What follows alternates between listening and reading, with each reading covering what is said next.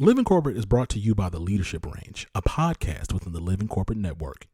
Hosted by globally certified and Fortune 500 executive coach and leadership development expert Neil Edwards, the Leadership Range is focused on having real, raw, soulful, and accountable conversations about inclusive leadership, allyship, professional development.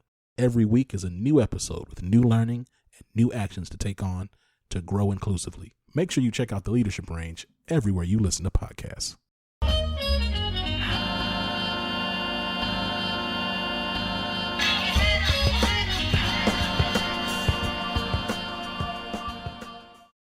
This is going to be, I think, a really informative, but of course, because it's Dr. LaWanda and Dr. Nikki, we're going to make it fun and it's going to be a good time. So welcome to the break room. Welcome. And if you are joining us for the first time, we will remind you that we're excited and privileged to be a part of this web show and podcast, The Break Room, which is focused on the mental health needs for Black and Brown folks in the world of work. And that's really where we sort of center a lot of our time and conversation. And we're here to not only sort of give you information about topics, but also to make sure we answer questions for very specific things that you have going on. So I'll introduce myself and then kick it over to my co-host. I am Dr. Nikki Coleman. I am a licensed psychologist here in the state of Texas. I have been licensed, I need to do the math. I think it's like 18 years. It's a random number. I've been a licensed psychologist for about 18 years. And I have a private practice here in Houston. And we're going to spend our time today talking about therapy. What is it? What isn't it? Why Black folks should be going, how to go about finding the right therapist for you, and all those sort of really important nuggets. So, yeah.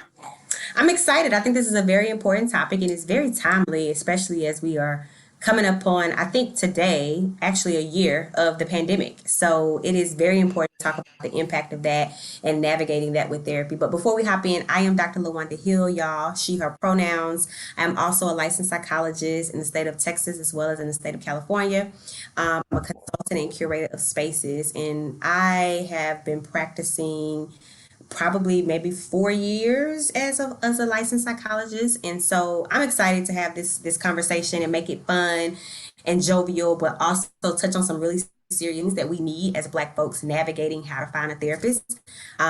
So yeah, I'm excited about the conversation, and we hope that you all drop your comments and your questions in the comments so that we can make certain that we answer them to the best of our ability. Absolutely. So if you're new to the break room, let us give you a little overview of our structure and format. While we have a specific topic that we focus on every week, we always start with what's the tea? So we will get into, I'm interested to see. So this week, Dr. LaWanda she is responsible for the tea. And then the other bookend is sort of our opportunity to rant and be free. And we call it the last nerve. I had the privilege, the last nerve, when I tell you it's so freeing, I had the privilege of doing the last nerve last week. So this week, also the last nerve goes to Dr. LaWanda. I'm excited to hear what tea we sipping on this week. I only have filtered water, but I'm gonna pretend it's infused. It is a mystery of what's in my cup. Yes. We love a mysterious woman. So let me start y'all off with this tea. So today's tea of course, has made headlines. I'm going to be talking about the fact that Meghan Markle and Prince Harry sat down with the one and only Oprah Winfrey. Okay. And of course, they talked everything, their experience, the racism, what it was like being a part of this organization and this entity and being in this, tough space, right? And so the tea is, I went to Black Twitter because Black Twitter is where it's where the streets are. And I like it. So I went to Black Twitter, and I want to post this to you, Dr. Nikki, because I think it would be interesting to discuss. So there are a number of different reactions, right? Mm-hmm. Some people are saying, wow, this is, wow. Meghan in her interview expressed suicidal ideation. She expressed having a very difficult time. She expressed not feeling the support she needed. And so people are feeling very empathetic about that and feeling like, wow, that's terrible. Mm-hmm. And this other range of reactions of people are like, the British monarchy been racist, they've been anti-black. Prince Harry is naive to think that just because he loved a black woman and he now has a black child or a biracial child, or he loved a biracial woman, that was going to change. And so welcome to everybody else's world and problem. Mm-hmm. And feel like he is still trying to defend this very institution that is prepared to let him die, because they did cut financial ties. He shared that without his mom's inheritance, without Princess Diana money that he left, that he would not be okay. And Mm-hmm. for Tyler Perry, who put them up for I don't know how long, maybe 3 months. Mm-hmm. Okay, so there's a number of different reactions, and so the team is kind of like, all right, we know what's going on over there with the Brits, but also, what did y'all expect? It's kind of like Mm-hmm. a mix of sentiment. So I have a number of different reactions to it. I'll Yeah. what you think about it, and what y'all think about it. For those of you who did see the interview, before we dive into tonight's topic, because I think it relates, as she talked about her struggle with mental health and that Yeah. kind of thing. So, what do you think? So I think both things can be true. One thing that I don't like about Black Twitter is it constantly tries to create like these really stark dichotomies, or like these really false boundaries of reality. Something is or isn't, and there's a lot of nuance and gray area in the world. So this is sort of the way that I think about it. Yeah, I wake up and realize as a Black woman in this country, I'm going to experience racism on a regular basis. Even though I lived in a lot of privilege, I live in a lot of social class privilege, I have cisgender privilege, I have heterosexual privilege, I'm well educated, I have credentials that bring a sort of prestige that comes along with that. So the structures that I've been able to interact with as a Black person around racism, sexism don't impact me daily in that way, right? That's good. That don't mean I don't still experience racism. I'm not like automatically absolved from all of those things, Just because right? I have this privilege. I mean, the That's fact is, real. I could be driving down the street. I drive a Nissan Rogue, a very classic middle class mom car, right? And I'm just a Black woman, and I can still encounter sort of virulent um, interpersonal racism, right? And I get microaggressed just like everybody else. So, what I'm supposed to do? Go someplace on the planet where I don't experience that because I already know what it is? Right. You can't escape it, right? And so I I heard the part. I didn't watch the interview in its entirety, but I heard her say she went into it naively. Yeah. And I get I think you could look at that and say, well, you get what you get. But I also think I don't know that there's any experience in life that could prepare you for that. Like That's real. I'm an American. I don't even fully get why folks are like, you don't speak against the queen. I mean, I hear them intellectually, but what that is an embodied experience, I don't have that. So I don't know that she could have been prepared. And then it's also a very different thing to be in it and live in it every day. And none of us know what that feels like or will ever know, right? I remember when everything was coming out about them dating and getting engaged or whatever. So my daughter is biracial. Her daddy's Mexican. He's white skinned. He has like European ancestry. And so my daughter's fairly light skinned. And I remember when everything came out with Meghan and Harry, one of my cousins was like, I just think that could be your daughter. Like, I think that could be her to be a princess. And I was like, why would you wish that on my child? Like, that was my reaction. I think you complimenting us, but That hell ain't no. it. That ain't it, sis. That ain't it. And so to hear Megan even referred to it as the institution, we don't know what that's like, right? Yeah. Yeah. And if we could have Black folks, so we're going to connect it to our topic here, right? If we have Black folks that are in the corporate world, whatever sort of professional context you're in medical schools and medical corporations or in academia, and you start to get up the ladder, they experience insidious racism day in and day out. And that takes a Facts. toll on them psychologically. It creates burnout, all of those things. So I'm like, don't be so hard on sis. You know what? That's fair. And I appreciate that. On the one hand, it's like, yeah, because some people are like, the naivete and like the privilege of not having to experience anti-black racism on a day-to-day, such that this was just such the big experience for you. Some people had some reactions to that of like, welcome to our world. And I saw this said colorism is what got her there, and anti-black racism is what ultimately pushed her out. That's very fair and accurate. Of like the colorism and your complexion and your experiences and the way you move through the world is what allowed you to marry into this. Ultimate anti-blackness is what ultimately pushed you out of it.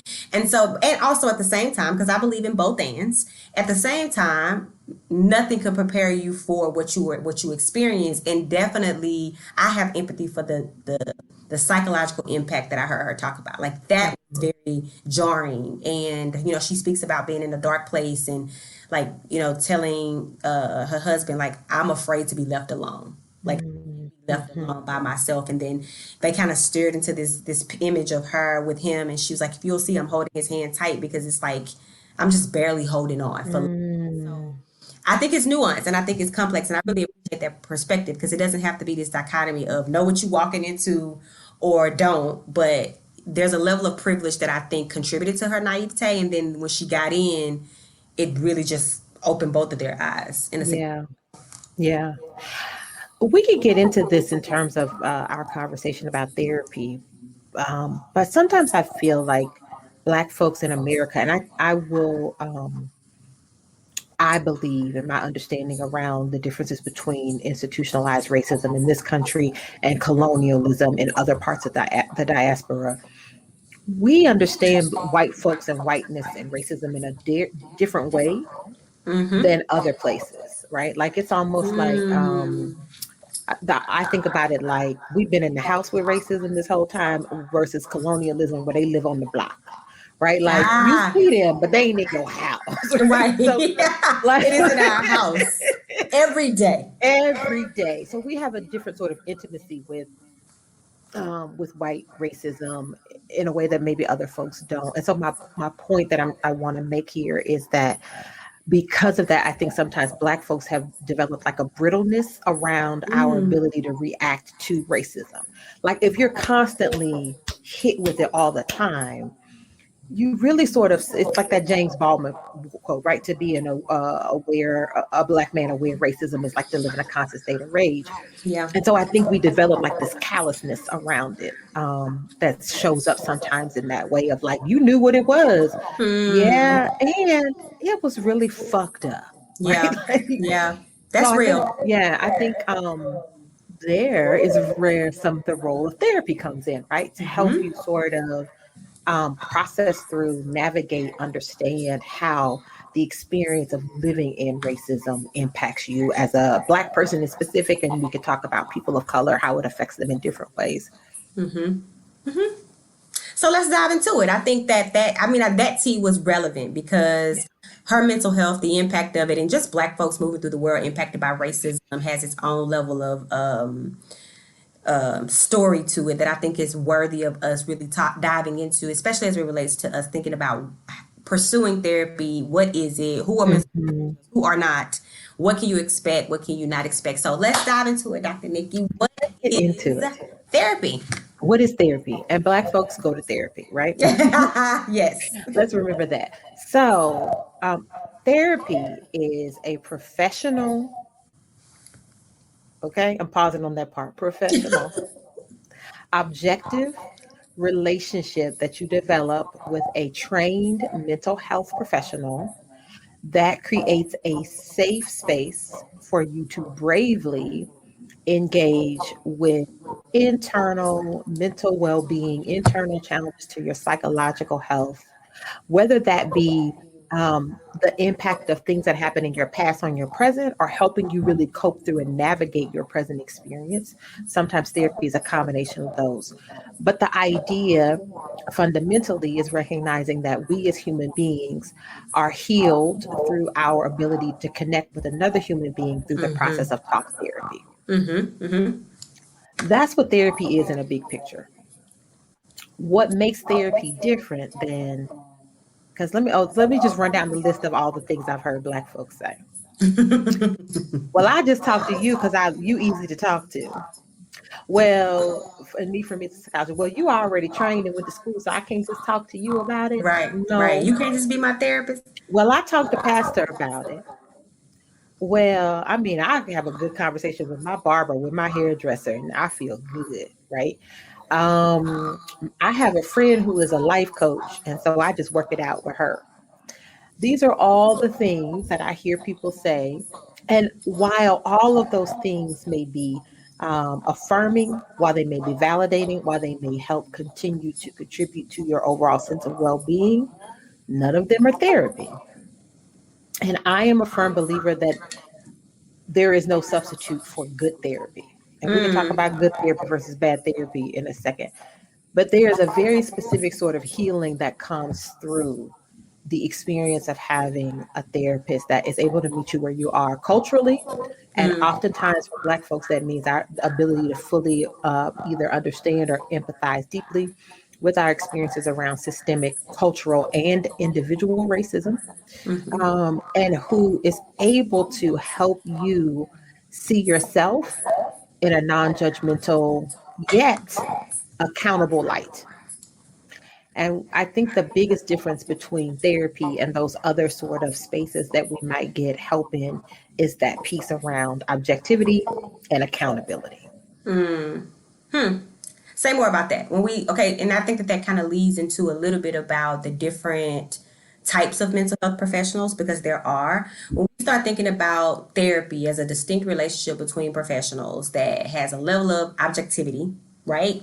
Yes. Objectivity, I'm saying say more about that, and then I'm like hopping into it. It's like No, absolutely.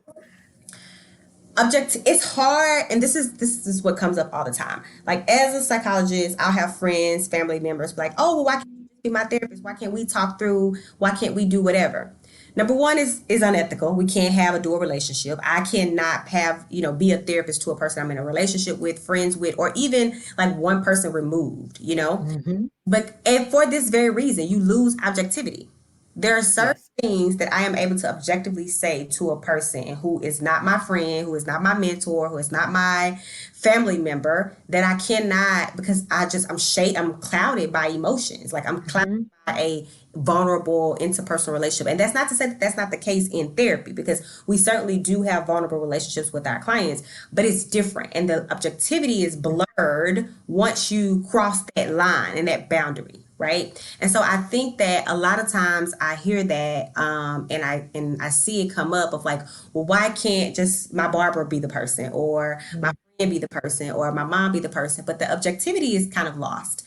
And Hmm. one, like, hearing Taraji P. Henson has a show, or she had a talk show on mental health. It's called Peace of Mind with Taraji. And she said the first time she went to a therapist, she thought she was going to be just talking to her therapist like she was talking to her girlfriends. Hmm. She realized her therapist was like, hey, pause. Let me objectively reflect back to you what I heard. Right. Most of your girlfriends or your friends or your family members gonna be like, well, I can see how you weren't that wrong, or Hmm. I can understand. So you lose a level of objectivity and critical. That's something that's very critical, not critical and harsh, but critical in terms of that it can give, Quintessential, essential. yeah, essential when you have. Hmm. So I think that that's an important distinction, because it's same thing with pastoral relationships. Like, Hmm. there's still a level of objectivity that's impaired there, just because of the nature of the relationship. And I think that we don't talk enough about that. So I want to really highlight that. Yeah, I think that's so critical. So I'll just use an example from recently. A client that I have been working with for a couple months, and the session before our most recent session, we had to have that sort of accountability piece, right? Like, I hear you saying this, I hear you saying that. We've talked about this, we've talked about that. Where's the disconnect? Yeah. What is getting in the way of you actually doing these things that you say are good for you and that you've agreed to working on, right? But you're not doing them. And so then we had a follow up, to say, what was that like for you? And her response was like, yeah, I was salty. I didn't want to hear it. Of Right. course. There you go. Now I know I've done my job.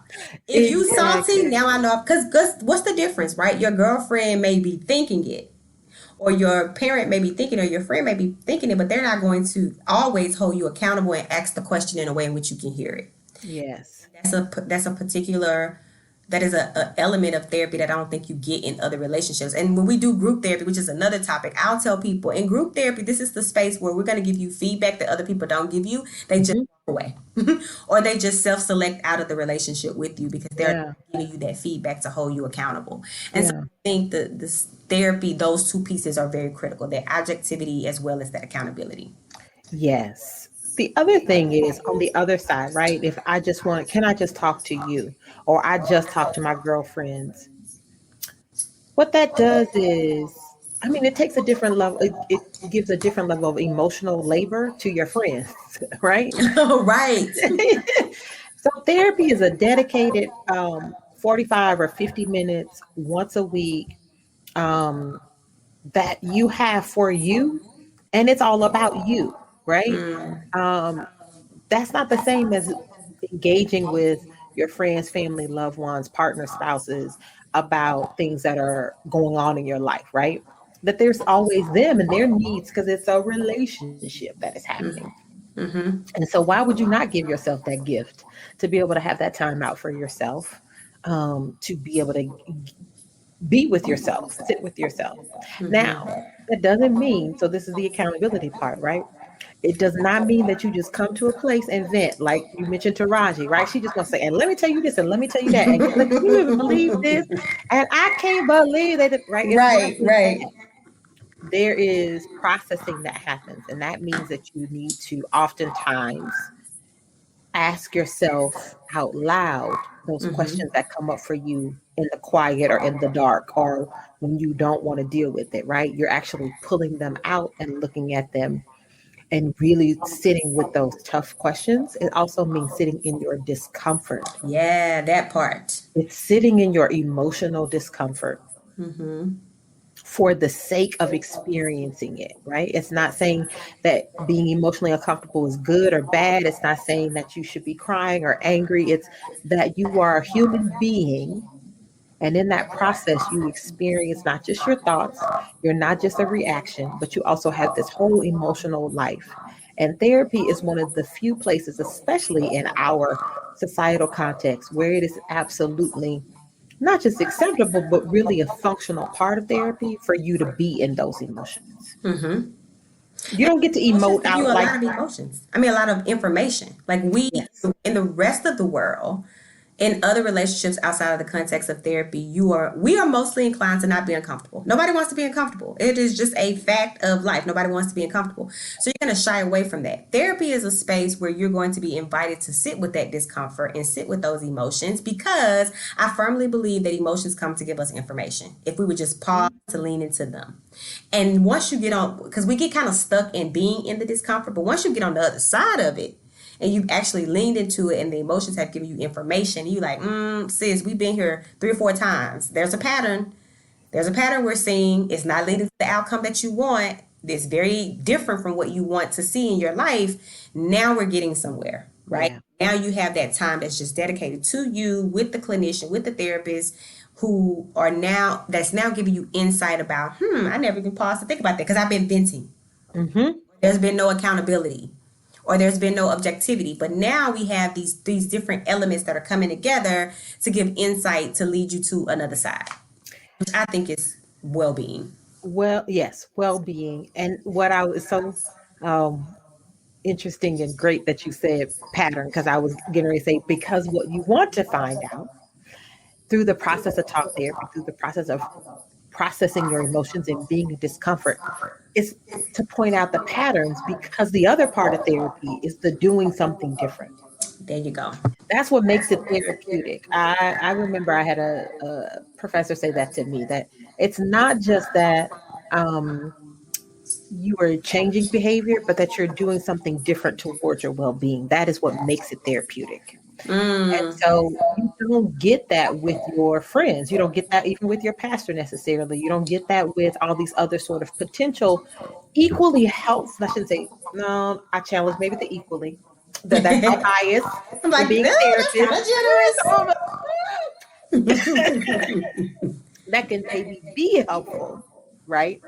Um, but it's not the same because then my job as the therapist is to hear, reflect back, point out the patterns, sit with you in your discomfort, and then also work with you as you change those patterns to find a healthier way. Right. And so that's not a one and done, let me just let this off my chest sort of experience. It is an ongoing process in a relationship.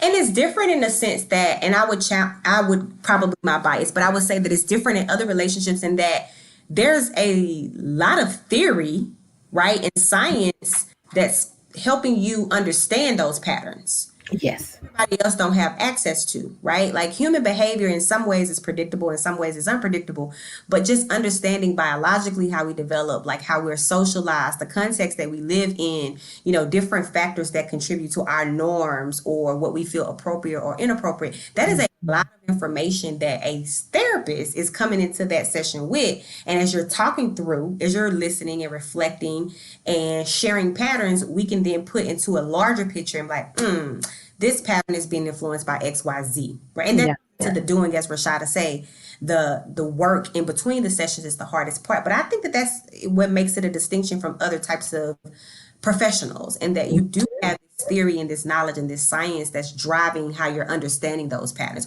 or the development of those patterns. Yes. Yes. And I appreciate that comment too, Rashada. That is where the hardest part comes in, but that's where also the biggest results come in, right? Yes. So you got to have the balance of that. So we've been using this term professionals. I think it's also important that we sort of just identify what that is, Yeah. because we're in a time period where people talk more openly about going to therapy, and therapy, I should say Black and brown folks talk more openly about therapy and going to therapy. But I don't want to take for granted that everybody's clear around the nitty gritty, right? So when we talk about therapists, we're talking our mental health professionals. We're talking about folks with a range of different degrees. So doctoral degrees could include a PhD or a PsyD, PSYD. And typically those folks would therefore be licensed as psychologists. Individuals who have a PhD have gone through no less than 5 years of supervised training, and have the also have engaged in a rigorous process of learning and engaging in their own research. Individuals who have a PsyD have also had probably equal amounts of supervised training with therapy. The emphasis on the research component is more focused on practitioner, rather than particularly maybe generating new science or new theories and models. So you could be a licensed psychologist in any of the states, and with when you hold a PhD or a PsyD. I think it's really important. There was just a case that was recently brought to my attention in Arizona, where there was this woman who was actually fraudulently saying that she was a licensed clinical psychologist. A Black woman that really hurt my feelings personally. Luanda, Come sis had on. on a white lab coat with a blood No. pressure cuff and stethoscope. Like, we don't No. do that. No. Say it ain't Listen, so. she was pretending to be a licensed psychologist. She was not, right? So do your due diligence, right? We'll talk about platforms where you may be able to encounter psychologists, and usually those places Yeah. include a host of reputable folks, but you can always go to your state board presence on the internet and just search for that person's name, and their license number should come up. If they have any sort of offenses or any disruptions in their license, that will also be there. So that's a little bit of extra protection for you. So you have PhDs or PsyD, and then you might have folks that are licensed at the master's level. So most master's program are either an accelerated 18-month program or 2-month program, 2-year program, sorry, 18-month or 2-year program. And they're either going to be a licensed professional counselor or licensed mental health counselor. You could even have some folks licensed as a social worker. I just went blank. I forget. Oh, a license in marriage and family therapy. And so those folks have gone to some additional training beyond their undergraduate degree with the specific emphasis on working with clients and the development of therapy skills. And really, there's a lot of nuance sort of in like how they may approach their work with you based on what those credentials are.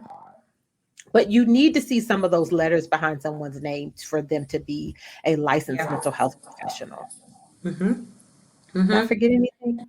Think LPC, licensed professional counselors, which is like it is it's specific to different states, right? So there's multiple different mastery level clinicians, and it varies based on states. Like I think there's like licensed mental health professionals in the East Coast and like New York, and then there's licensed professional counselors in Texas.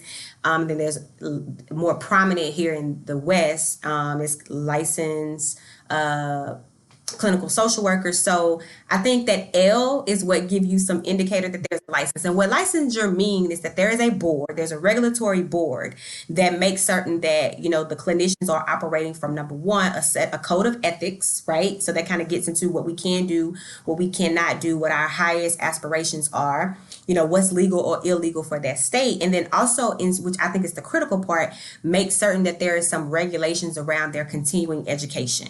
Meaning you have to consistently continue to engage and learn more and understand the human experience, the nuances thereof, be culturally sensitive. And so you have a licensing board that's governing that.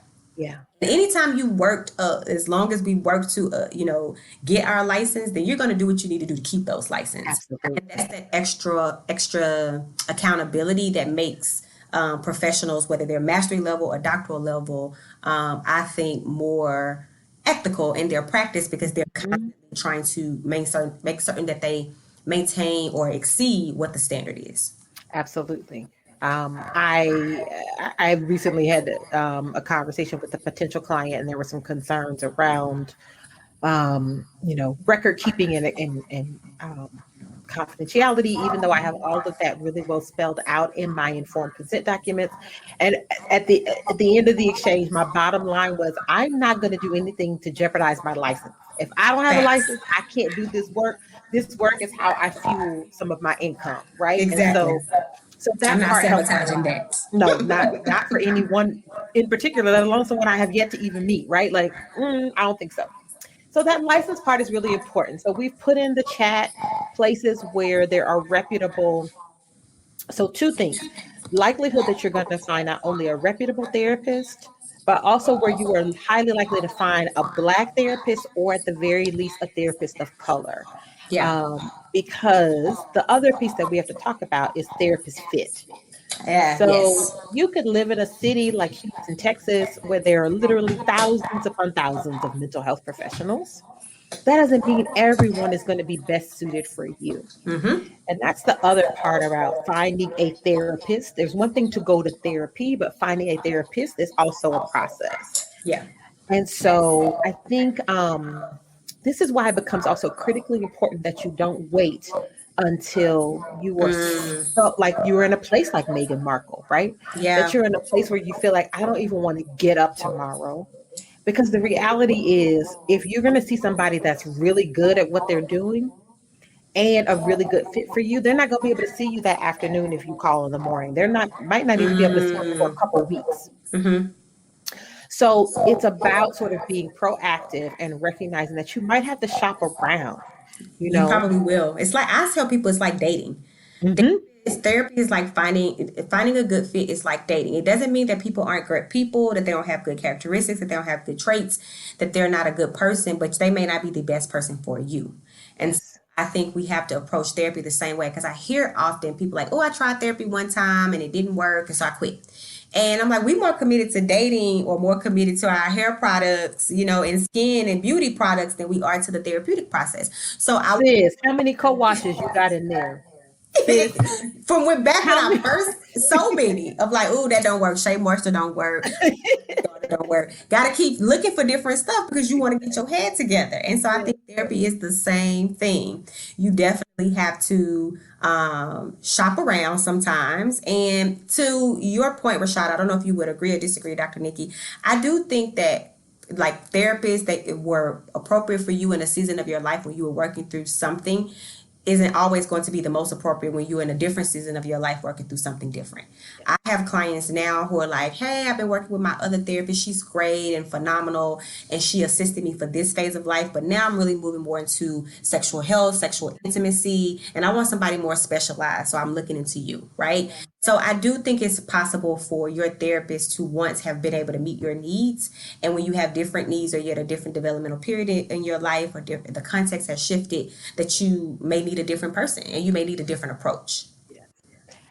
So let me just say, I'm not afraid to say, did 7 sessions with you, you ain't working for me no more, right? Like, um, and so there is a fine line. Somebody teased me.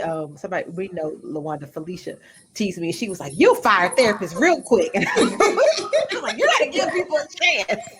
I do think it's different for me. I am a licensed psychologist. I'm a Black woman licensed psychologist. I am culturally responsive in all that I do. So I have the expectations that when I walk in the room, you're able to meet me in my full, whole, complete self. And Mm-hmm. if you're not, I'm not interested in wasting my time or your time, right? Mm-hmm. So I think that that should be the barometer that you use. Not that they're making you, not that they're challenging you or making you accountable, but it's like, are they able to really hold you in your full self where you are? And there's Yeah. perfectly acceptable to say, I think that I'm going to discontinue working with you for now, and pursue some other options. I do think that Mm-hmm. that happens. But there is, Mm-hmm. so part of what happens, if you know of any other practices, please chime in, Lawanda. But what I do and what most people that I know do as therapists, as mental health professionals, will offer you a free 10 to 15-minute consultation. So if Mm-hmm. you sort of go to one of these platforms, you are able to pull up my profile, Lawanda's profile, whoever else, Dr. Ebony's, whoever's profile like jumps out to you. And I say sort of you can only go on a vibe, right? So, you're looking at how a person has chosen to either update their headshots, have their headshots, how, that does Or give you, not. or not, that gives you information, right? Um, and so I say that's just sort of all that you can use to get started. And then you look at their bio or how they've described themselves, if the words they're using and how they describe their approach to therapy or what they have done stand out to you, kind of like, oh, okay, yeah, that sounds good. Then you make sort of a short list and you reach out to them and say, hey, are you taking new clients? If so, what's the process? And typically that is like Mm-hmm. a 10 to 15-minute call where the therapist will talk more about what their practice is. So it's like, let me introduce myself. It's like speed dating. And then the therapist will gently ask you, what's bringing you to therapy right now? What do you want to work on? um, because my practice is only part-time. I work full-time as a corporate DEI trainer. um, I know that there's a certain level of sort of severity or symptomatic Mm. clients that I can't handle. Right. Right. And so I will ask, even in that time, about, any history with trauma, or is there any history of hospitalization or suicidality, right there in that conversation. Because if there are clients with that level of severity, I can't offer that type of support because I'm not full time. I don't have a sort of support staff. Mm-hmm. I don't have credentials with, a work in concert with any other psychiatrists or hospitals. And so I'm not the best fit for you. And Yeah. that also can happen in that conversation where the therapist might say, that's not really my expertise. And what I also typically do, because I have so much pride and faith in our profession, I keep a list of folks. And if I feel like, I mean, Mm. it's nothing for me to be able to say, I'm not it for you, but I really think you should go work with this person, or call Mm-hmm. these people next. Um, and that's part of what goes. And then let's say you have that conversation, you vibe with someone, you think, I think this is it. You have those first few appointments. I tell all of my new clients, let's work together for at least 3 sessions. Mm-hmm. Consistently, we meet every week. By the end of that, we'll both have a pretty good Yeah. idea of whether this has some longevity or whether we're not clicking. Right. And then we could always talk about, do we meet every other week? What's Mm-hmm. going to be the cadence of how we meet, and that sort of thing. Mm-hmm. The frequency will change. Yeah.